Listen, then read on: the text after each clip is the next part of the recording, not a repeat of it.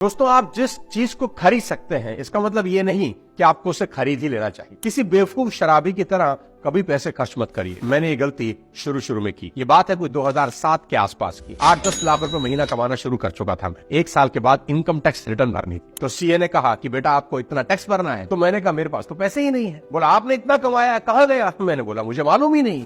और सच में मुझे मालूम नहीं था कि वो पैसा कहाँ चला गया। अनाप शनाप खर्च करता रहा मैं।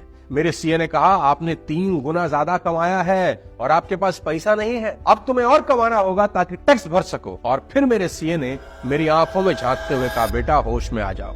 मैंने तुम्हारे जैसे कितने फन्ने खाओं को फना होते हुए देखा है। तुम अपनी ही मेहनत की कमाई किसी बेवकूफ की तरह खर्च कर रहे हो और तुम्हें ही नहीं पता तुम्हारा पैसा कहाँ है। अगर ऐसे ही चलता रहा तो बेटे अपनी कब्र खुद खोद लोगे एक दिन। मेरे सीए ने उस दिन मुझे एक छोटी सी सलाह दी। उसने कहा कि एक छोटा नोटपैड जिम में रखो और अगले 30 दिन तक होने वाले एक एक खर्च को लिखो। और मैंने ऐसा ही किया। आज आपको भी यही सलाह देता हूँ। आपको नजर रखनी होगी। नजर रखो, पाई पाई जो खर्च करते हो उस पर नजर रखो। एक छोटी सी डायरी और पेन जरूर लो और हर दिन लिखो जहां खर्च कर रहे हो। एक दिन भी छूटना नहीं चाहिए मेरे दोस्त, कोई बहाना नहीं। सोच लो एक दिन भी छूटा तो कोड़े लगेंगे आपको। मेरे कहने से सिर्फ 1 महीना करके देखो। 1 महीने के बाद तुम्हारे पास तुम्हारी लाइफ का एक फाइनेंशियल एक्सरे होगा जिसे आप अपनी प्रायोरिटी के हिसाब से सुधार सकते हैं।